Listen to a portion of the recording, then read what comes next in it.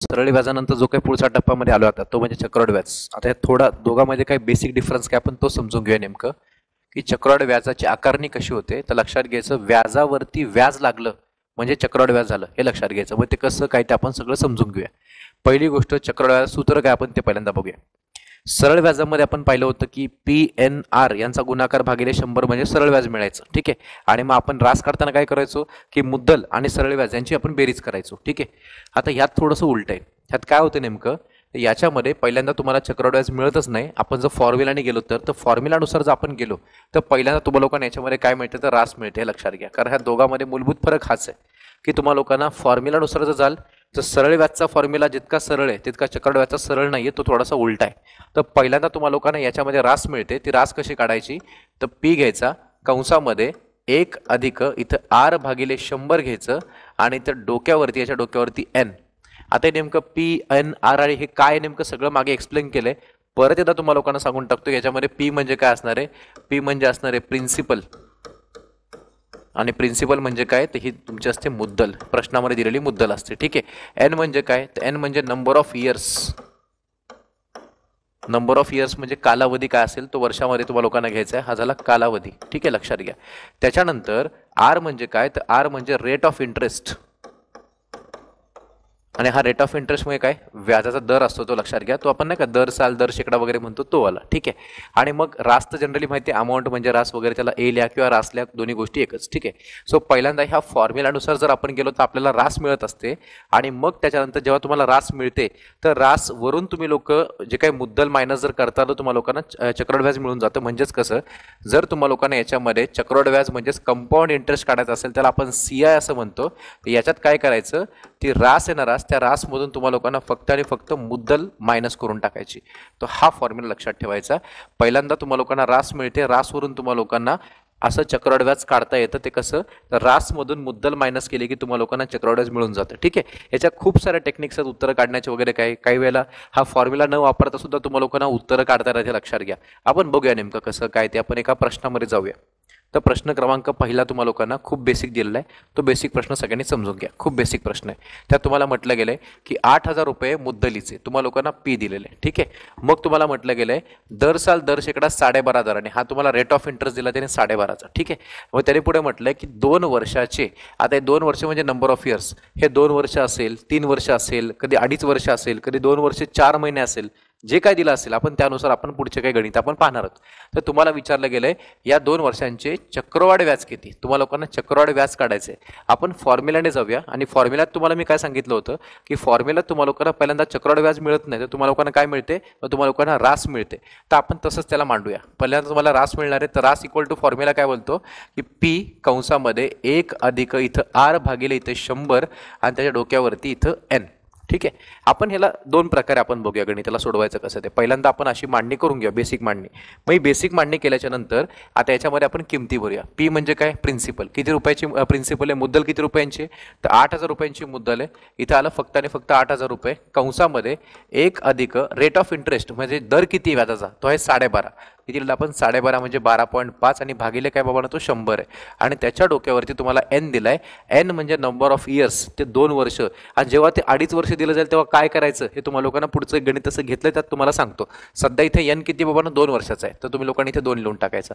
पहिल्यांदा आपण या मांडणीने याची रास काढून घेऊ आणि शेवटला आपण त्याचं काही चक्रवाढ व्याज आपण कॅल्क्युलेट करूया. ठीक आहे. सो आता इथं 8,000चं 8,000 सध्याला काहीच करू नका जोपर्यंत हा ब्रॅकेट सुटत नाही तोपर्यंत. आता इथं तुम्ही याला इथं सॉल्व्ह करू शकता किंवा आपण एक बेस्ट वे आपण अपूर्णांक शिकलो ते करूया. इथं 100 एक 100 करायचं. 100 आणि 12.5 इथं काय बनतं बघा. इथं बघा 100 एक 100 डायरेक्ट करू आपण ते. 100 एक 100, 100 आणि 12.5 काय बनलं इथं बनला 112.5 आणि छेदामध्ये इथं 100 ऑलरेडी अजून बाकी आहे आणि त्याचा वर्ग. क्लिअर. इतकं केल्यानंतर एक थोडंसं एक वेगळ्या टेक्निकने आपण जाऊया. काय करू ते फक्त एकदम व्यवस्थित समजून घ्या. हे 8,000चं 8,000 थोडं दशांश अपूर्णांकाचं एक बेसिक लॉजिक मी तुम्हाला लावून दाखवतो. त्या लॉजिक काय ते पॉईंट बघितलं की थोडंसं असं वाटतं बाबा थोडं कॅल्क्युलेशन मिस्टेक होईल, गडबड होईल अशी भीती वाटते आपल्याला. सो ती भीती दूर करण्यासाठी आपण सगळ्यात बेस्ट वे काम करूया. ह्या पॉईंटच्या पुढे किती घर आहेत, एकच घर आहे. ठीक आहे. मग आता काय करू आपण, हे एक घर जर पुढे सरकवलं तर इथे एक शून्य वाढतो. असं तुम्हाला मी अपूर्णांकाच्या भागाकारात शिकवलं होतं. ह्या पॉईंटच्या पुढे जर इथं हा पॉईंट जर एक घर पुढे सरकवला तर खाली एक शून्य वाढणार आहे. म्हणजे काय बनणार माहिती आहे का, इथे बनणार 1125 म्हणजे 1125. इथं बघा पॉईंटच्या पुढं इथं फक्त एक घर पॉईंट पुढं सरकवला, हा एक घर इथे सरकवल्यामुळं इथं जे करणार ते इथं करावं लागेल, पण इथे पॉईंट नाही आहे. मग इथं काय करायचं, इथे एक घर सरकवल्यामुळे इथे एक शून्य वाढवायचा, इथे 100चा 1000 बनतो, 100चा 1000 बनतो आणि त्याचा वर्ग आहे वरती, त्याचा काय वरती वर्ग आहे. ठीक आहे. आता हे सोडवत असताना तुम्ही लोक याला रिड्यूस करता येते का ते बघायचं. जर ते रिड्यूस होत असेल तर अतिशय उत्तम. मग एखादा म्हटलं सर आम्ही रिड्यूस नाही केलं, त्याला भाग नाही दिला, आम्ही ह्याला वर्ग 2दा लिहून दाखवलं तरी पण काही प्रॉब्लेम नाही आहे. पण थोडंसं आपण त्याला रिड्यूस केलं की तुम्हाला गणित अजून सोपं झाल्यासारखं वाटेल. आपण ट्राय करून बघूया. इथून पुढचं कॅल्क्युलेशन हे सगळं तुमचं स्किल आहे, तुम्ही कसंही तुमच्या पद्धतीने करा, काही प्रॉब्लेम नाही आहे. पण आता इथपर्यंत तुम्हाला जे मी सांगितलं, इथं तुम्हाला दुसरी एक पद्धत सांगतो डायरेक्ट उत्तर काढण्याची. कसं ते बघा, इथं 1000, इथं 1125 आहे. थोडा 25चा पाडा जनरली सगळ्यांचा पाठ असलाच पाहिजे याच्यामध्ये. सो 25च्या पाड्यामध्ये इथं 25 चोक 100 आणि पुढचा इथं 0 घेतला. ठीक आहे. मग इथं वरती इथं परत 25 चोक 100 आला, इथे 12 राहिला म्हणजे 125 बनला, म्हणजे 25 5 125 झाला, ते बनलं 45/40. ठीक आहे. त्याला परत 5ने भाग जाईल, त्याला कशाने परत 5ने भाग जाईल. मग 5ने भाग देत असताना इथं 5च्या पाड्यामध्ये इथं 45. ठीक आहे. व्यवस्थित बघा सगळ्यांनी काय ते बाबांनो, इथे 45 येईल आणि या ठिकाणी इथं 5 9 45. थोडं ही स्टेप जरा व्यवस्थित परत तुम्हाला लिहून दाखवतो. इथं 9/8 राहिलं आहे, लक्षात घ्या. थोडं अजून इथं डायरेक्ट सॉल्व्ह मी करत नाहीये, थोडं थांबवतो. इथं 8000चा 8000 बाहेर आहे तसा, इथं कंसामध्ये राहिला वरती 9 आणि इथं छेदामध्ये 8 आणि कंसाचा वर्ग अजून बाकी आहे. ठीक आहे. मग तो वर्ग तुम्ही डायरेक्ट करून घ्या, नाही केला तर ठीक आहे. मांडणी कशी करायची बघा, अशा पद्धतीने करता येते का बघा, की इथं 8000चं 8000 ठेवलं गुणिले ह्या 9/8ला तुम्ही इथं 9/8 गुणिले 9/8 असं 2दा तुम्ही डिस्ट्रीब्यूट करून लिहू शकता. किंवा आपण त्याला असं करू शकतो का बघा, ह्या 9/8ला 9/8 गुणिले 9/8 यालाच म्हणतात त्याचा वर्ग. त्याच्यापेक्षा काही वेगळं ते काहीच नाही, हे लक्षात घ्या.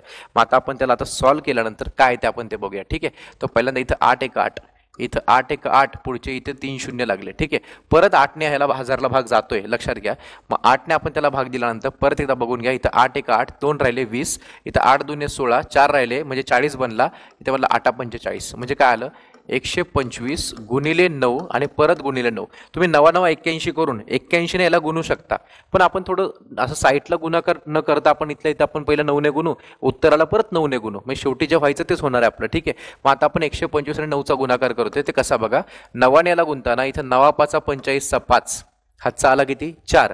त्यानंतर इथं 9 2 18, 18 आणि 4 किती आला तो 22चा 2, हातचा आला 2 परत एकदा. ठीक आहे. सो 9 1 9, 9 आणि 2 किती आला 11. इथं म्हटलं 1125 आणि परत एक शेवटचा 9ने गुणा, तुम्हाला डायरेक्ट तुम्हाला इथं रास मिळून जाईल आणि शेवटला त्या रासमधून जर मुद्दल मायनस केली तर तुमच्या समोर असेल चक्रवाढ व्याज. ठीक आहे. आपण त्याला आता गुणाकार करून फायनलाइज करून टाकू. इथं 9 5 45चा 5 आला, हातचा आला 4, 9 2 18, 18 आणि 4 किती आला ते 22चा 2, हातचा आला 2 परत एकदा, 9 1 9, 9 आणि 2 किती आला बाबा इथं 11, हातचा आला 1, 9 1 9 आणि किती आला 10. तर तुमचं जे काही आता रास मिळाली ती आली 10,125. रास किती मिळाली 10,125. ठीक आहे. आणि मग काय करायचं, तर ह्या 8,000 इकडे बघा सगळ्यांनी, आता ही रास मिळाली तुम्हाला, रास कधीही जास्त असते मुद्दलीपेक्षा. तर तुम्हाला जेव्हा कंपाऊंड इंटरेस्ट तुम्हा लोकांना चक्रवाढ व्याज विचारलं जाईल तेव्हा तुम्ही लोक जी काही तुमची रास आली 10,125 त्याच्यामधून तुम्ही काय मायनस करायचं, तुम्ही त्यातून मुद्दल मायनस करायची 8,000 रुपयांची. यातून जर तुम्ही 8,000 रुपये मायनस केले तर तुम्हाला 5 मधून 0 गेला 5, इथं 2तून 0 गेला काय असेल ते, इथं तुम्हाला लोकांना परत येतात 2 येईल, 1तून 0 गेला 1, 10तून 8 गेले इथं 2, उत्तर असेल आपलं 2125, 2125. तर 2125 तुमचा आन्सर हे एकदम परफेक्ट आहे. हे झालं बाय फॉर्म्युला. ठीक आहे. यात अजून आपण 2-3 स्टेप रिड्यूस करू शकतो, किंवा एखादा म्हटलं सर आम्ही इथं सॉल्व्ह करून टाकला असं सगळं विषय मिटला असता, किंवा एखाद्याने म्हटलं असं हे आम्ही 2दा लिहिलं चाललं असतं का, कसंही करा. ही जी कॅल्क्युलेशन जी काही 4-5 पायऱ्या मी दाखवल्यात हे सर्वसामान्य सर्व विद्यार्थ्यांसाठी दाखवल्यात ज्यांना खूप जास्त डीप शॉर्टकट भागाकार गुणाकार लवकर जमत नाही, त्यांना मी पूर्ण बेसिक मांडणी करून दाखवलेलं आहे. वाटतं एकदा पुन्हा एकदा रिपीट सगळं हे पूर्ण पाठीमागे जाऊन पुन्हा फॉरवर्ड करून पुन्हा बघा त्याला आणि ते सगळं क्लिअर करून घ्या काय असेल ते. ठीक आहे. हा, याला आणखीन आता समजा हीच मांडणी अशी न करता, आता कॅल्क्युलेशन तर तुम्हाला कळलं की असंच करायचं. ठीक आहे. एक दुसऱ्या मांडणीने तुम्हाला सांगतो कसं ते बघा. दुसरी मांडणी कशी ती बघा. तर दुसऱ्या मांडणीमध्ये डायरेक्ट काय करायचं, मुद्दल आहे आपली 8,000 रुपयाची. ठीक आहे. डायरेक्टली तुम्हाला लोकांना रास कशा प्रकारे मांडता येते बघा. रास बरोबर ही 8,000 रुपयांची मुद्दल आहे, इथं 8,000 लिहून टाकायचं. ठीक आहे. गुणिले दर साल, बघा लक्षात घ्या, दर साल म्हणजे दर वर्षाला. ठीक आहे. दर शेकड्याला 12.5चा रेट आहे. 12.5चा रेट आहे म्हणजे काय, की दर 100ला ते 12.5ने इन्क्रीमेंट होते आणि असं किती वर्षांसाठी आहे, 2 वर्षांसाठी आहे. तर आपण ऑलरेडी एक काम केलं होतं माहिती आहे का तुम्हाला लोकांनी, ते 100 भागिले 100 करायचो आपण, परत गुणिले 100 भागिले 100 करायचो, ठीक आहे. ते लोकसंख्या वाढीच्या गणितात पाहिलं होतं आपण, हे सगळं पर्सेंटेज चॅप्टरमध्ये पाहिलं होतं, वाढ इन्क्रीमेंट, ठीक आहे. मग आता याच्यामध्ये काय करायचं, हे दोन दाखवलेत ना मी, हे पहिलं वर्ष आहे, हे दुसरं वर्ष आहे, हे कोणतं वर्ष आहे, हे फर्स्ट इयर आहे, आणि हे काय बाबांनो, हे सेकंड इयर आहे. इथं चेंज करायचा आणि इथं चेंज करायचा, आणि दर साल दर शेकड्याला, त्यांनी म्हटल्यानुसार मी चाललोय, दर साल दर शेकड्याला 12.5चा रेट वाढतोय. किती? 12.5चा रेट वाढतोय. तर काय करायचं आपण याच्यामध्ये, हे 8,000चं 8,000 ॲज इट इज ठेवायचं. पहिल्या वर्षी 12.5 इन्क्रीमेंट झाली तर 100मध्ये 12.5 ॲड करायचे. इथं बनला 112.5 भागिले 100. परत दुसऱ्या वर्षी परत 12.5ने वाढ झाली, इथं करायचं आपण 112.5 आणि परत भागिले 100. सगळ्यात इझिएस्ट मांडणी चक्रवाढ ही झाली रास काढण्यासाठीची, ठीक आहे. मग आता आपण याला सॉल्व्ह करूया. आता सॉल्व्ह करत असताना बेसिक की बाबा सर आम्ही याला आता ॲडजस्ट करू का डायरेक्ट करू, तुम्ही ॲडजस्ट करू शकता. बघा इथून पुढचं कॅल्क्युलेशन हे सगळं तुमचं स्किल आहे. मी तुम्हाला सांगतो ते स्किल कसं वापरायचं, काय करायचं नेमकं. याच्यामध्ये खूप साधं सिंपल आहे. 8,000चं काहीच करत नाही. इथं फक्त बघा एक घर आहे, इथे पण एक घर आहे, इथे एक घर आहे, तर इथे एक शून्य वाढवून टाकायचा. पॉईंट ढकलला, एक शून्य वाढला, पॉईंट ढकलला, एक शून्य वाढला. हे बरोबर आहे का बघा. 1125 भागिले इथं 1000 बनला, परत गुणिले इथं पण परत तेच एकदा परत सेम काय, इथं 1125 आणि इथं भागिले परत काय बनला, इथं 1000 बनला. एवढं तर करू शकतो कमीत कमी आपण. एवढं तर साधं सरळ, पॉईंट ढकलला शून्य वाढला, पॉईंट ढकलला शून्य वाढला, आणि मग हे 3 शून्य 3 शून्याला कॅन्सल झाले. सगळ्यात सिंपल वे चाललाय बरं करण्याचा. आणि 1125 आणि जे 1000 आहे याला 25ने भाग देऊ आपण. सो इथे 25 चोक 100 आला, इथे 12 125 म्हणजे 25 5 600, इथे 25 चोक 100 आणि परत एक शून्य आला, ठीक आहे. मग परत दोघाला 5ने भाग जाईल, इथे 5 9 45, इथेला 45 आणि मग त्याच्यानंतर आता हा इकडचा 8 1 8 आणि इकडचा 8 1 8 कॅन्सल झाला, संपला विषय. इथे उरलं काय माहिती आहे का, 1125. 1100 काय राहिला, इथं 25 आणि गुणिले कोण राहिला, तो बिचारा साईडला 9. बस झालं. तुमची जी रास असेल ते रास तुम्हाला लोकांना इथे मिळून जाईल. ते रास सरळ सरळ त्या दोघांचा गुणाकार जो मगाशी केला तोच परत करून दाखवतो. 9 5 45 5, हातचा आला 4, मग 9 2 18, 18 आणि 4 किती आलं, ते 22 2, हातचा आला परत 2, परत 9 1 9, 9 आणि 2 इथे 11, हातचा आला 1, 9 1 9 आणि 1 10 आला. तर इथं 10,125 झाली तुमची रास. तर मला वाटतं पाठीमागच्या एवढं सगळं फॉर्म्युला लिहून ते सोडवण्यापेक्षा याला थोडासा वेळ अजून थोडा कमी लागतोय, ठीक आहे. मग 10,125 तुमची रास आलेली आहे. तुम्हाला काय काढायचं, तुम्हाला विचारलं त्याने चक्रवाढ व्याज किती, तर चक्रवाढ व्याज म्हणजेच कंपाऊंड इंटरेस्ट. कंपाऊंड इंटरेस्ट कसा काढायचा, तर कंपाऊंड इंटरेस्ट काढत असताना आता जे काही 10,125 रुपये आले त्यातून तुम्हाला फक्त मुद्दल मायनस करायची 8,000 रुपयांची. जे काय राहील ते आपलं असेल व्याज, ते असेल किती आपलं. सो मायनस काय, इथे 5चं 5, 2तून 0 गेला, इथं 2, इथे 1तून 0 गेला 1, 10तून 8 गेले, इथं आला 2. उत्तर असेल 2125. 2125 हे अजून जास्त सोपं गेलं समजून घेण्यासाठी आपल्याला. त्यामुळे आपला आन्सर आला 2125, जो पर्याय नंबर 2 बरोबर आहे. क्लिअर. हां, आता याला अजून एक मेथड आहे, अजून एक मेथड आहे, ती सांगतो कसं ते बघा सगळ्यांनी. ती मेथड कशी अप्लाय होते, तर ती मेथड फक्त एवढंच की तुम्हाला लोकांना आता हे जे काय 8,000 दिले ते थोडंसं तुम्हाला 12,400 12,425 वगैरे दिलं थोडं जड जाऊ शकतं बरं. कारण ती तिसरी मेथड आहे ना, ती फक्त ज्याचं कॅल्क्युलेशन खूप स्ट्रॉंग आहे त्यानेच करायचं. आणि बाकी सर्वसामान्य जनतेने मेथड 1 किंवा 2, मी तर म्हणेल की मेथड 2 ने करा.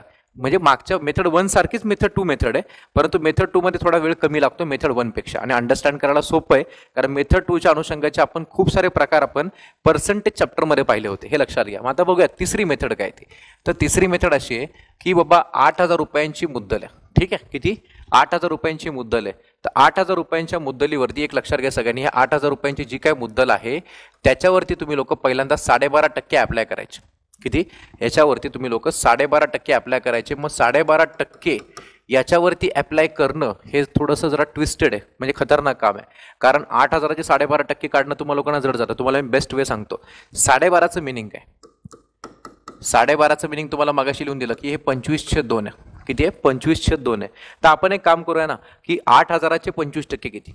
बघा सगळ्यात बेस्ट, जगातली सगळ्यात बेस्ट वे किंवा बेस्ट मेथड, किंवा तुम्ही 8,000चे 12.5% जरी साईडला काढले किती जास्त वेळ लागत नाही. बघा की 8,000चे 12.5% तुम्ही काढताय, काही जास्त मोठा काही खूप मोठा काही ताण नाही त्यामध्ये, तुम्हाला सोपं आहे. हे काही घ्यायची गरज नाही. परत मला सर 13.5 आले तर काय करायचं, मग परत ते तुम्हाला लोकांना ते परत ते 13.5चे डबल 26 27/2 करावं लागेल. ते एवढं सगळं करत बसण्यापेक्षा ऐका, हे आपलं 12.5% अप्लाय करा. 2 0 गेले. या दोघांचा गुणाकार करताना इथे 8 45 0, हातचा आला 4, 8 2 16 16, 16 20चा 0 हातचाला 2, परत 8 1 8 8 2 इथे 10 बनला, ठीक आहे. आणि तो पुढचा 0 लावून टाकला, ठीक आहे. पण पॉईंटच्या पुढे एक घर आहे ना, तर इथं काय बनते ते 1000 रुपये बनते, फक्त आणि फक्त 1000 रुपये बनते. आपल्याला एक कळालं की 8000चे 12.5% म्हणजे किती आलं माहिती आहे का, 1000 आलं. मग आता आपण जे काही याला दोन भागात विभाजित करू आपण. 8000चे 12.5% हे किती आले बाबांनो, इथं 1000 आले. तर 1000 आल्यानंतर हे झालं पहिल्या वर्षासाठी, हे झालं फर्स्ट इयरसाठी. तर मला वाटतं आपण जर सरळ व्याजाने आकारणी केली असती तर पहिल्या वर्षी 1000 रुपये भेटले असते आणि दुसऱ्या वर्षी 1000 रुपये भेटले असते. आकारणी केली असती तर पहिल्या वर्षी 1000 रुपये भेटले असते आणि दुसऱ्या वर्षी 1000 रुपये भेटले असते. म्हणजे दर वर्षाला ते 1000 रुपये फिक्स राहणार आहे त्याचं व्याज 12.5%च्या दृष्टीने. मग आता सेकंड वर्षी काय होतं तेवढं समजून घ्या. दुसऱ्या वर्षी 1000ला आपल्याला 1000 तर मिळणार आहेतच, परंतु या 1000मध्ये काय होते नेमकं, याच्यावरती परत 12.5% आपल्या होतात. याच्यावरती परत 12.5%. मी तुम्हाला म्हटलं ना की बॅच पे बॅच, व्याजावरती लागणारं व्याज म्हणजे सरळ व्याज, ठीक आहे. आता या 1000वरती परत 12.5% अप्लाय करायचे, तर तुम्ही ते साईडला करा की 1000च्या 12.5% एकदम फास्टमध्ये, जास्त अवघड जाणार नाही की 1000च्या 12.5% अप्लाय करताना 12.5 भागिले ते 100, 2 0 गेले, दोघांचा गुणाकार 12.5 गुणिले 10 केलं तर जगातलं सगळ्यात सोपं 125 आहे ना. एवढा काय मोठा विषय त्यामध्ये. हे दोन कॅल्क्युलेशन साईडला फास्टमध्ये करून घ्यायचे. जर तोंडी सगळं जमेल असं नाहीये, तर एवढं तर जमू शकतं कमीत कमी फास्टमध्ये. मग आता ते किती आलं, 125 आलं, ते झालं 125, ठीक आहे. मग आता मी तुम्हाला म्हटलं की टोटल चक्रवाढ व्याज सांगा, तर तुम्हाला पहिल्या वर्षी 1000 रुपयाचं व्याज मिळालं होतं. पहिल्या वर्षी तुम्हाला 1000 रुपयाचं व्याज मिळालं होतं. दुसऱ्या वर्षी तुम्हाला 1000 रुपये तर मिळाले, परत त्या 1000वरती 12.5% लागले आणि त्याचे झाले 125 एक्स्ट्रा. मग हे टोटल तुम्हाला करावे लागतील. म्हणजे कसं आहे ते तुम्हाला लोकांना सेकंड इयरच्या सेटमध्ये तुम्हाला लोकांना 1000 आणि 125 हे झालं तुमचं 1125. आणि मग जर तुम्ही लोकांनी व्यवस्थित जण ॲडिशन जर केली तर तुम्हाला चक्रवाढ व्याज मिळते डायरेक्ट एवढ्याच एका स्टेपमध्ये. ते म्हणजे 1000 आणि ते 1125 ते किती म्हणलं बाबांनो, 2125. सो 2125 आपलं इथं असणारे उत्तर, जे तुम्ही लोक मागच्या दोन्ही मेथडने पाहिलं होतं की 2125. तुम्हाला जे बेस्ट वाटेल तुम्ही त्या मेथडने करा. पण फक्त एवढा इथला जो आकडा आहे तो थोडासा रेंजमधला पाहिजे. ते तुम्हाला 12.5, 8.5, 7.5% काढता आले पाहिजेत. ते साईडला करावं लागेल. आणि ते जे काही पहिल्यांदा तुम्ही अप्लाय कराल ते दोन ठिकाणी डिस्ट्रीब्यूट करायचं, पहिल्या वर्षासाठी, दुसऱ्या वर्षासाठी.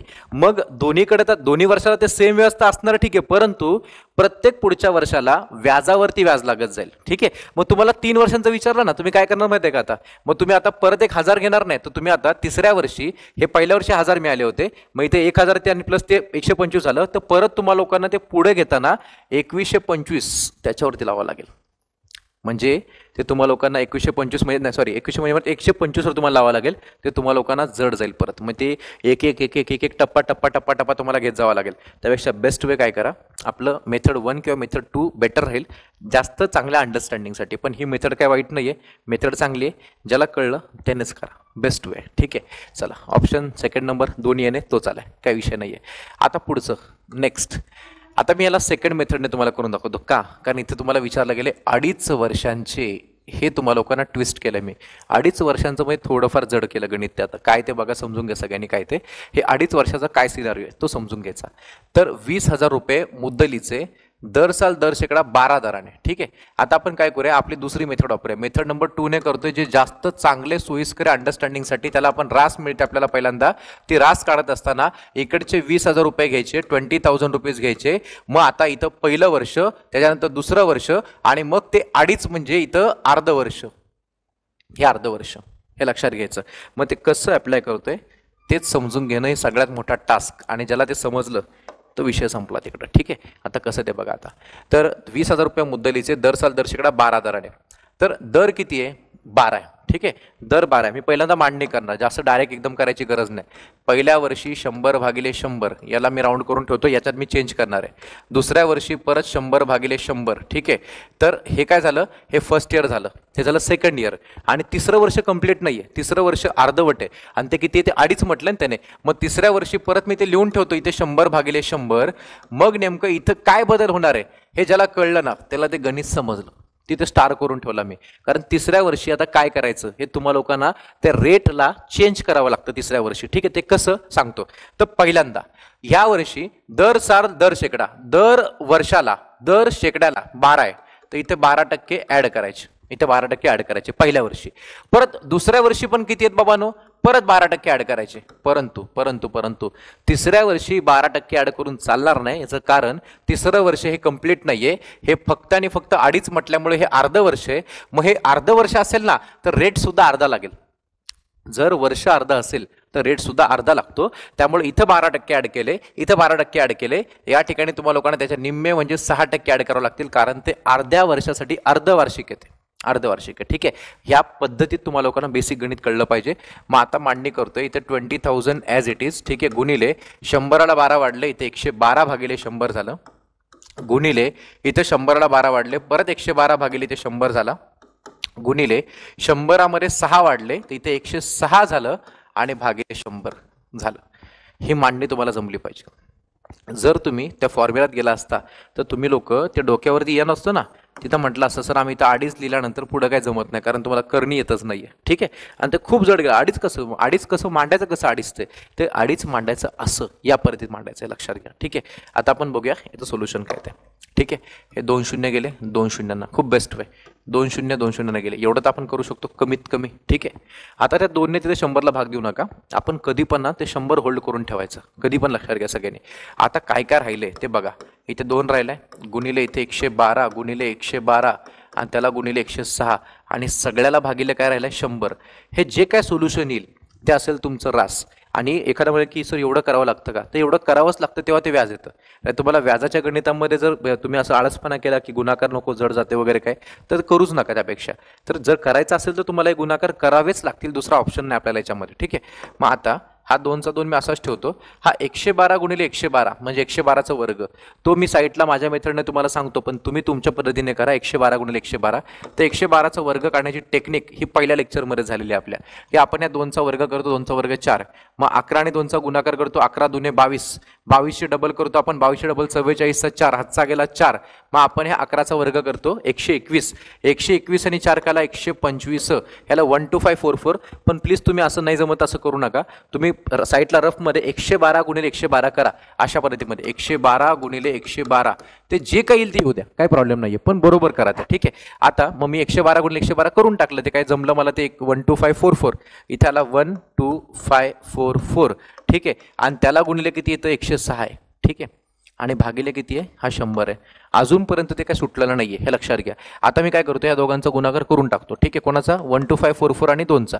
2ने 4ला गुणलं, इथे बेचोक 8 आला. ठीक आहे, परत इथे बेचोक इथं 8 आला, परत इथे बे पंच इथे 10चा 0, हातचाला 1. ठीक आहे, मग बे दुने 4 आणि त्याला 5 आणि परत बे 1 बे, म्हणजे त्याला डबलच केल्यासारखं झालं. ते 125 44 44 दुने 88 125 डबल 250, तोंडी केलं चाललं असतं. आणि साईडला गुणिले किती राहिला तो 106. ठीक आहे, आणि भागिले आहे आपला 100, तो शेवटपर्यंत मुद्दाम ठेवला मी. आता त्या दोघांचा करायचा मला गुणाकार. ठीक आहे, तो गुणाकार तुम्हाला मी करून दाखवतो. काय तो बघा, 25088 गुणिले 106 आहे. ठीक आहे, तो मी लिहितोय आणि परत पुसणार आहे, कारण जागा मॅनेज होणार नाही परत. ठीक आहे, 25088 बघा, लक्षात घ्या सगळ्यांनी. 25088 त्याला गुणिले किती आहे 106 आहे, काळजीपूर्वक करायचं 106 आहे. हा इथं 106ने त्याला मी गुणणार आहे. ठीक आहे, 6ने गुण आपण, 6 8 48 8, हातचाला 4, 6 8 48 48 आणि 4 की त्याला तो 52चा 2, हातचाला 5. ठीक आहे, 6 0 0 0, परत तो 5 इथे येऊन गेला. मग 6 5 30चा 0, हातचाला किती 3, मग 6 दुने 12, 12 ने 3 की त्याला 15. हे असं म्हणलं. इथं पहिल्यांदा 6ने गुणलं आपण. मग इथे आपण एक 0 घेतो. आता इथे 0ने सगळ्याला गुणायचं, तर 0 0 0 5 वेळा 0 येईल, 1 2 3 4 आणि 5. ठीक आहे, मग आपण इथे 2 शून्य घेत असतो, करेक्ट ना. म्हणजे हा पहिलावाला 0 तो ठीक आहे याचा पहिल्या स्टेपचा. मग इथे आपण असे 2 शून्य घेतो, करेक्ट ना, लहानपणापासून असं शिकवलं मास्तरांनी आपल्याला. मग 1 8 8, परत 1 8 इथं 8, परत 1 0 इथं 0, मग 1 5 इथं 5, परत 1 2 इथं 2 झालं. आणि मग या लोकांची करायची आता उभ्या मांडणीने बेरीज. ती बेरीज केली बघा, इथं बेरीज आली इथं 8. ठीक आहे, इथं 2चं 2, 8 आणि 5 इथं 13 आला, हातचा आला 1, 8 आणि 1 की त्याला इथं 9 आला. मग इथं 5चा इथं 5 आला, मग 5 आणि 1 की त्याला तो 6 आणि इथला 2, म्हणजे उत्तर किती आलं 2659328 यांचा गुणाकार आला तो. ठीक आहे, परंतु आता हे जे गुणाकार आले, आता थोडं समजून घ्या सगळ्यांनी. ह्या गुणाकारामध्ये हे मी पुसून टाकतो, कारण गुणाकार हे काय बघून लिहू नका, गुणाकार वगैरे कसा केला काय ते, याची काही गरज नाही आपल्याला. ठीक आहे, कसा केला बघा, तर परत व्हिडिओ रिपीट बघा, काही प्रॉब्लेम नाही आहे. आपल्याला शेवटच्या स्टेपमध्ये आता काय आलं ते बघणं होतं, म्हणजे कशाचं ते रास काय आली आपली. आता बघा आपली रास किती आली. रास बरोबर हे किती आले 2659328 भागिले भागिले 100 बाकी आहे. आता ऑलरेडी आपण सगळे बेसिकमध्ये शिकलो की कोणत्याही संख्येला 10ने 100ने 1000ने भाग दिला असता दशांश चिन्ह जेवढे शून्य असेल तेवढं घर डावीकडे सरकणार. ठीक आहे, इथे शून्य किती आहेत? 2 आहेत. तर 2 शून्य म्हटल्यानंतर याच्यामध्ये दशांश चिन्ह 2 घर मागे जाईल. मग ते काय येईल माहिती आहे का की 26,593.28 हे येईल तुमचं रास. ठीक आहे, मग जसं तुम्हाला लोकांना इथं रास मिळाली तर तुम्ही लोक आता काढायचं काय तर व्याज. ते व्याज काढताना आता व्यवस्थितपणे व्याज विचारले तुम्हाला लोकांना चक्रवाढ व्याज किती, तर आपल्याला ह्या किमतीमधून तुम्हाला लोकांना जी मूळ जी काय मुद्दल आहे ती मायनस करावी लागेल. मग ती मायनस केल्यानंतर बघा आता चक्रवाढ व्याज काढताय. चक्रवाढ व्याज काढताना इथं काय आलं ते 26,593.28 मायनस 20,000 रुपये मायनस केल्यानंतर राहतं काय, इथं राहतात 6,593.28 हे तुमचा आन्सर 6,593.28 जे असेल आपलं पर्याय क्रमांक 1. एवढी मेहनत तर आपल्याला थोडीफार करावी लागेल, एवढ्या स्टेप लागतील आणि तेव्हा ते उत्तर आपलं एकदम ॲक्युरेट तुम्हाला लोकांना मिळून जाईल. कारण तुम्हाला 2.5 वर्षांचं चक्रवाढ विचारलं होतं, 2.5 वर्षांचं. मग ते 2.5 असो ना 3 असो ना 3.5 असो ना काय असो सगळीकडे असंच करायचं, काय टेन्शन घ्यायचं नाही. ठीक आहे, चलो नेक्स्ट. आता पुढे तर तुम्हाला लोकांना एक थोडासा भयंकर आणि वेगळा प्रश्न आहे. तो वेगळा प्रश्न कसा आहे तो बघा आता की 7,000 रुपये मुद्दलीचे दर साल दर शेकडा 8.5 दराने 2 वर्षांचे चक्रवाढ व्याज आणि सरळ व्याज, नीट ऐका सगळ्यांनी, सरळ व्याज यातील फरक किती. तुम्हा लोकांना ह्या प्रश्नात चक्रवाढ व्याज पण काढायचे, सरळ व्याज पण काढायचे. मग तुम्ही काय करणार, तुम्ही वाटतं व्हिडिओ पॉज करा, चक्रवाढ व्याज काढा, सरळ व्याज काढा. मी शिकवल्याप्रमाणे दोन्ही प्रकार तुम्हाला शिकून झालेत आणि दोघांची उत्तरांची वजाबाकी करा. ठीक आहे, मग तसं मी तुम्हाला एक्सप्लेन करेल, सगळं तुम्हाला जमेल, सगळं येईल. मग तुम्हाला दोन्ही व्याज मी दाखवेल, पण हे करत असताना आपले 2.5 ते 3 मिनिटं जाणार आहेत. कारण तुम्ही सरळ व्याज काढणार, चक्रवाढ व्याज काढणार, मग दोघांच्या उत्तरांची वजाबाकी करणार. पण एवढं करण्यापेक्षा तुम्हाला लोकांना एक दुसरा बेस्ट वे मी सांगतो, तो कसा तो ऐका, व्यवस्थित बघा सगळ्यांनी काय ते. तर हे एवढं करण्यापेक्षा एक दुसरा एक वे आहे, दुसरं एक मेथड आहे ते करण्यासाठी, ती कशी ती बघा सगळ्यांनी. मग काय करायचं त्यामध्ये, जास्त डोकं लावायचं नाही, एक बेस्ट वे शॉर्टकट आहे.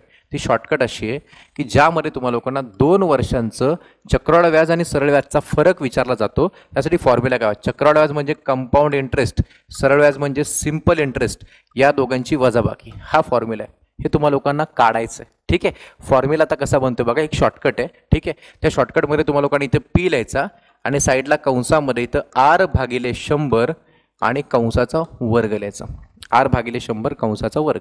ठीक आहे, एवढी शॉर्टकट आहे. जर 2 वर्षांसाठी तुम्हाला लोकांना विचारलं असेल तर, बरं अजून एक गोष्ट, 1 वर्षासाठी विचारलं तर 1 वर्षाचं चक्रवाढ व्याज आणि 1 वर्षाचं सरळ व्याज या दोघांचा फरक हा 0 राहतो. कारण एका वर्षासाठी जेवढं सरळ व्याज असतं तेवढं चक्रवाढ व्याज असतं, त्यामुळे त्याच्या नादी लागू नका, त्याची गरज नाही आहे आपल्याला. ठीक आहे, आता आपण बघूया नेमकं काय ते, व्यवस्थित बघा सगळ्यांनी. शॉर्टकट फॉर्म्युल्यामध्ये कसं बसतं ते गणित. आता तर पीची किंमत किती आहे, 7,000 रुपयाची मुद्दल आहे. इथं आला 7,000 रुपीज. ठीक आहे, कंसामध्ये आर किती आहे, 8.5 आहे, 8.5. इथं आलं 8.5, त्याला ते 8.5 आणि भागिले किती आहे, 100. कंसाचा वर्ग हे विसरू नका. ठीक आहे, तो वर्ग लिहिण्याच्या आधी पहिल्यांदा ते मी गुणाकार दाखवत नाही, पहिल्यांदा इथं तुम्हाला पहिलं सांगितलं ते कुटाणा मिटवून टाका, पॉईंट पहिला शिफ्ट करून टाका, ते ठेवू नका तुम्ही. पॉईंट ठेवला की तुम्हाला ते टेन्शन येईल परत. ठीक आहे, हा पॉईंट जर मी पुढं सरकवला तर हा एक घर पुढं सरकले खाली एक 0 वाढतो. तर आतमध्ये इथं काय म्हणतो माहिती आहे का, 85 भागिले इथं 100चा फक्त 1000 करायला विसरू नका आणि कंसाचा वर्ग आहे.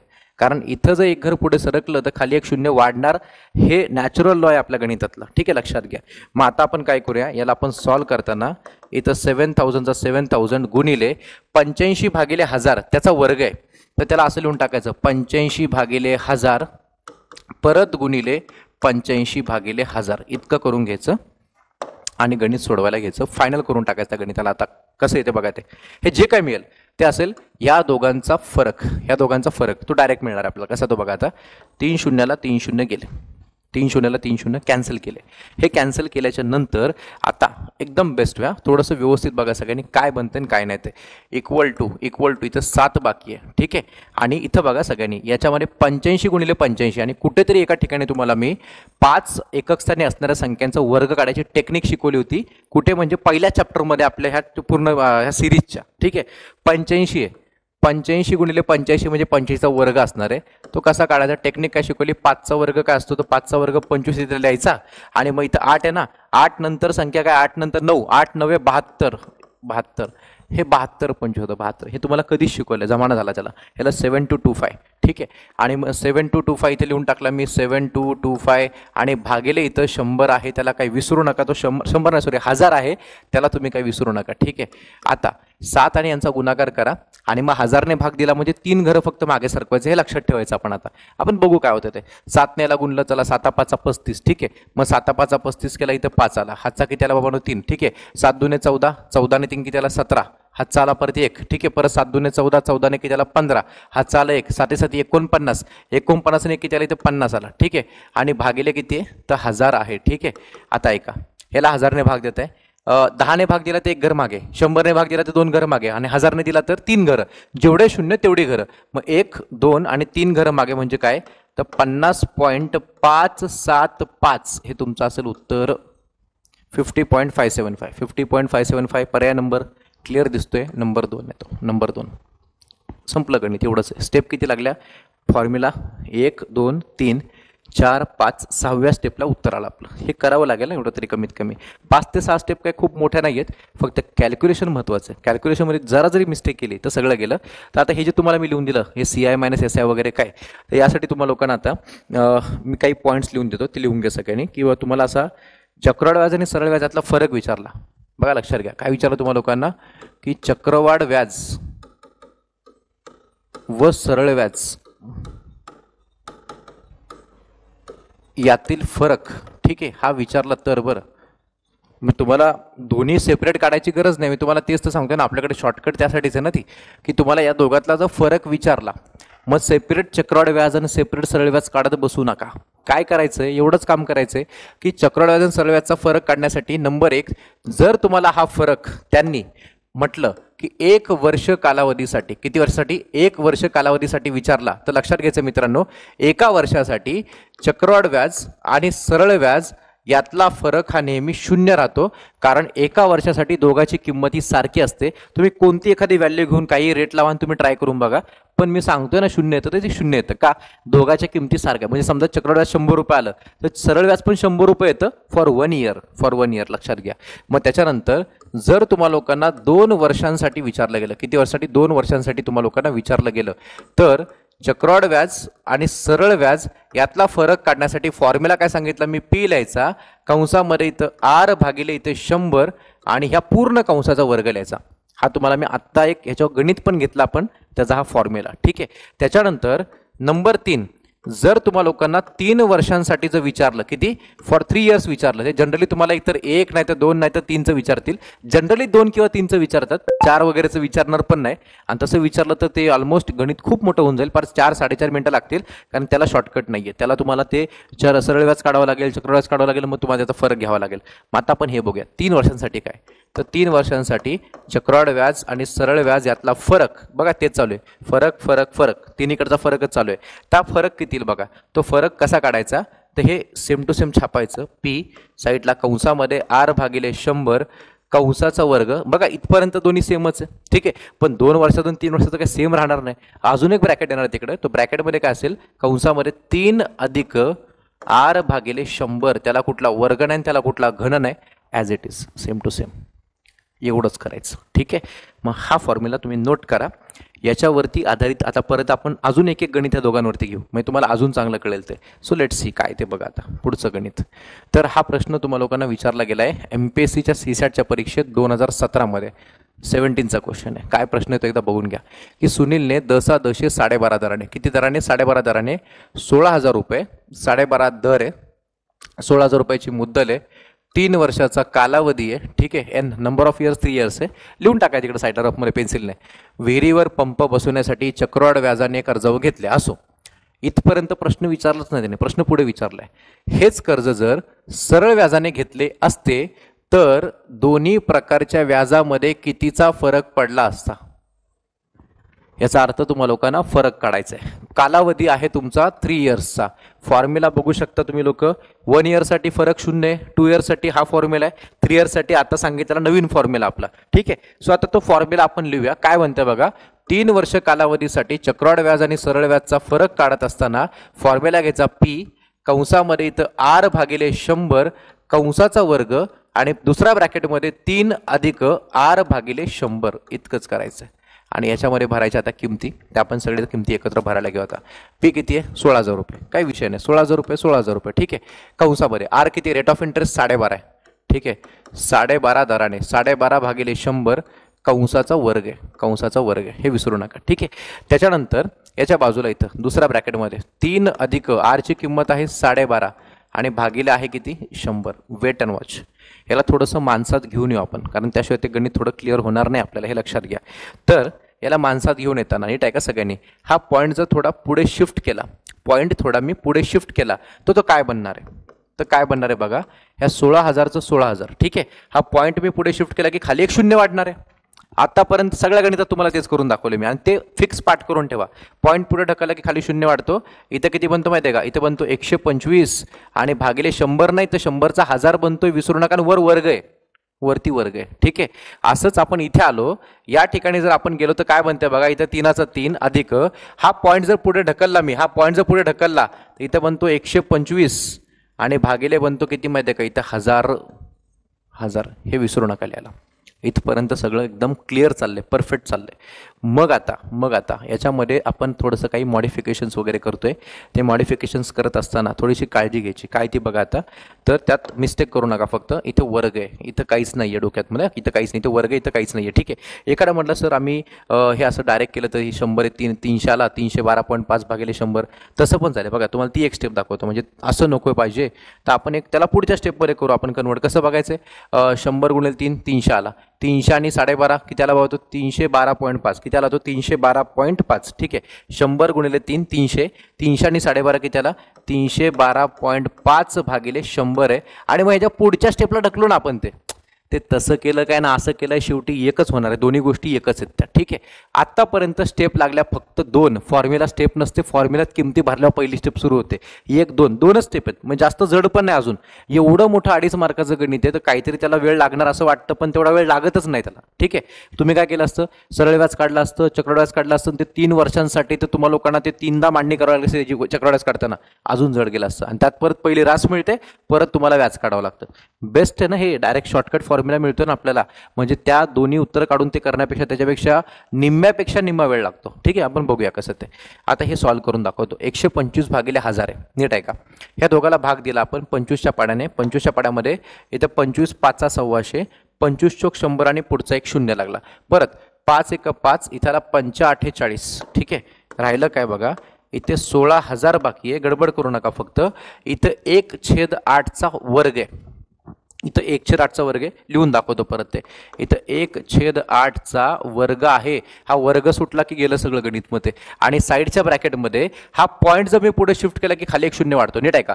हा पॉईंट जर मी पुढे शिफ्ट केला की खाली एक शून्य वाढतो, म्हणजे इथं बनतो 3125 भागिले 1000 इतकंच आहे ते, इतकंच आहे. आणि मग आता फायनल स्टेप, फायनल डेस्टिनेशन ठीक आहे. वाटतं इथं पण तुम्ही लोक फायनल उडवू शकला असतं. बघायचं कसं ते बघा. हे जे आहे ना, इतकी सगळी मांडणी करण्यापेक्षा मी तुम्हाला विचारतो ते फक्त बरोबर आहे का सांगा. इथे 1 राहिला, इथे 8 राहिला आणि इथे वर्ग आहे. 1चा वर्ग 1 भागिले 8चा वर्ग, 8चा वर्ग इथे 64 बघा, 100% बरोबर आहे. क्लिअर आहे बघा. 1चा वर्ग 1 आला, 8चा वर्ग 64. स्टेप किती लागल्या 1 2 3. याच्या पुढल्या स्टेपमध्ये तुमचं उत्तर तयार होणार आहे. झालं, संपलं ते. कसं ते बघा. पहिल्यांदा इथं काय वर्ग नाही, घन नाही, काय नाही. 3 0 3 0ला कॅन्सल झाले ठीक आहे.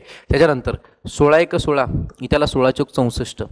उरलं काय माहिती आहे का, फक्त 3125 भागिले 4. तो इथंच करून टाका किंवा लिहून दाखवतो. उरलं फक्त 3125 भागिले 4. 4 आणि आता त्याला द्यायचा आहे भाग, ती असेल तुमची इथंच शेवटची स्टेप झाली असती, पण हेच परत लिहून दाखवलं. ती काय स्टेप नाहीये, हे तेच आहे ठीक आहे. तुम्ही इथंच भाग देऊन टाका. 4 1 4 4 7 28 वगैरे संपलं ठीक आहे. मी तुम्हाला सोडवून दाखवते. 4ने भाग दिला, 4 1 4 4 7 28. 7ने सुरुवात होते. 7ने सुरुवात होणारा एकमेव पर्याय, बाकीचा कुठलाही पर्याय 7ने सुरू होत नाही. म्हणजे पुढं पण लिहायची गरज नाही परीक्षेमध्ये. झालं, त्याला गोळा मारून घरी या. आणि घरी येऊन ते बाकीचं कंप्लीट करा. कसं 7ने भाग दिला सर, 7 चौक 28, 3 राहिला 32, मग 4 8 32, मग इथं 5 आहे, मग 4 1 4 आला, मग पॉईंट टाकला, मग 10 बनला, मग 4 2 8, मग 2 राहिला, मग 20, मग 4 5 20. हे तुम्हाला जमलं पाहिजे. आता ह्या ठिकाणी सगळा सिलेबस संपत आला. आता 781.25 हा असेल तुमचा चक्रवाढ व्याज आणि सरळ व्याजामधला फरक, जो तुम्हाला 1 2 3 4 चौथ्या पायरीमध्ये तुम्हाला मिळेल. 4थ्या ते 5व्या पायरीमध्ये फायनल होऊन जाईल ते सगळं. क्लिअर सगळ्यांना? डन. हे असं करा, जास्त लवकर सुटतं, हे जास्त बेस्ट आहे. आणि हा प्रश्न 2दा आलाय, रिपीट झालाय परत. तो कुठेतरी गट कच्या कुठल्या तरी म्हणजे मेन्समध्ये येऊन गेलाय, तो बेसिक येते. चलो नेक्स्ट नेक्स्ट नेक्स्ट. आता हा प्रश्न बघा सगळ्यांनी, तुम्हाला गट क पूर्व परीक्षा 2019 लेटेस्ट क्वेश्चन आहे. ठीक आहे. प्रश्न असा आहे, एका रकमेवर 2 वर्षांकरिता, हे बघायचा किती वर्षांकरिता, 2 वर्षांकरिता तुम्हाला यन दिला. ठीक आहे. असो, 4% दराने मिळालेल्या चक्रवाढ व्याज व सरळ व्याज यातील फरक हा 8 रुपये आहे. हेच महत्वाचं आहे. चक्रवाढ व्याज आणि सरळ व्याजातला फरक तुम्हाला दिला तिने 8 रुपये, आणि मग ती रक्कम किती. अरे वा, हे भारी काम आहे एकदम. आपला एकदम बेसिक, एक तर 2 वर्षांसाठी. किती वर्षांसाठी? 2 वर्षे. 2 वर्षाचा फॉर्म्युला आपल्या वहीमधला काढायचा. 2 वर्षांचा फॉर्म्युला म्हणजे का हा वाला फॉर्म्युला, हा फॉर्म्युला घ्यायचा आपल्याला, हा वाला फॉर्म्युला. ठीक आहे. For 2 years. ठीक आहे. मग हा फॉर्म्युला मी घेतोय आणि तो त्यात तुम्हाला किमती ठेवून दाखवतोय की 2 वर्षांसाठी चक्रवाढ व्याज आणि सरळ व्याज यातला फरक बरोबर पी कंसामध्ये R/100 लिहिल्यानंतर कंसाचा वर्ग. क्लिअर? आता ह्यात टाकायच्यात किमती. मग या किमती टाकत असताना व्यवस्थित तुम्हा लोकांना चक्रवाढ व्याज आणि सरळ व्याज यातला फरक प्रश्नात त्याने दिलाय, म्हणून अर्ध काम सोपं झालं तुम्हा लोकांना. पहिलं की ह्या दोघांचा फरक त्याने दिलाय, ह्या दोघांचा फरक त्याने काय दिलाय, त्या दोघांचा फरक त्याने दिलाय 8 रुपये. तर इथे तुम्ही 8 लिहून टाकायचं, इज इक्वल टू, हे 8 काय माहिती आहे का, ह्या दोघातला फरक 8 रुपये. ठीक आहे. हा 8 लिहून टाकायचा, इक्वल टू पी किती आहे, पी ची किंमत काढायची. तुम्हाला म्हटलं ती रक्कम किती, ती रक्कम म्हणजे पी असणार ना. पी दिला का दाखवा फक्त, आतमध्ये नाही दिला त्याने. मग पी तुम्हाला लोकांना काढायचं आहे. कंसामध्ये आर ची किंमत किती आहे, 4%. तर 4 इथे लिहून टाकायचा, आणि भागिले किती आहे तो 100 कंसाचा वर्ग. वेट संपलं गणित. आता कसं, सो इथं 4 1 4, 4 2 8 आणि 4 5 20. ठीक आहे. इथं राहिला 8चा 8 इक्वल टू पी गुणिले, नीट आहे का सगळ्यांनी, 1चा वर्ग 1 भागिले 25चा वर्ग. आता किती वेळा झाला आतापर्यंत, पहिल्या चॅप्टर पासून चालू आहे. 25चा वर्ग 625, 625. आणि पुढची स्टेप काय, हा जो 625 याला भागिले तो इथं आला की गुणिले होऊन जातो. अजून दुसरं काय होऊ शकत नाही. मग ते काय बनतं, 8 गुणिले 625 बरोबर पी. आणि मग आता त्याला सॉल्व करा, तर तुम्हाला लोकांना पी किती मिळते, म्हणजे किती रुपयाची मुद्दल मिळते, ती रक्कम किती ती मिळते. सो 8 ने 625ला गुणता, इथं 8 पंचे 40 चा 0, हातचा आला 4, मग 8 दुने 16, 16 ने 4 20चा इथे 0, हातचा आला 2, त्यानंतर 8 सक 48, 48 आणि 2 तुमचा आला इथे 50. So your answer is 5000. 5000 रुपयेची मुद्दल होती. सो हे 5000 रुपीज तुमच्या ऑप्शनमध्ये कुठं आहे का बघून घ्या. ऑप्शन नंबर 1 2 3 4 3 नंबरमध्ये 5000 रुपीज दिले त्याने प्रश्नामध्ये. किती स्टेप, 1 2 3 4. इथं स्टेप पण नाही आहे, इथं डायरेक्ट हे इथं क्रॉस करून टाकायचं, 8 ने इथंच गुणून टाकायचं. तिसऱ्या स्टेपला उत्तर आहे, तिसऱ्या स्टेपला संपला विषय. चौथ्या स्टेपची गरज नाही, 2 ते 3 स्टेप मॅक्स टू मॅक्स, संपला विषय. हे असं करायचं, या पद्धतीने करा. सोपी गणितच सगळी. आणखीन याच्यावरती प्रॅक्टिस गणितासाठी मी तुम्हाला अजून काही सेशन्स घेणार आहे. हे सगळं तुमचं बेस आणि ही तुमची नोटबुक म्हणून तुम्ही लोकांनी तयार करून ठेवायचं आहे. धन्यवाद.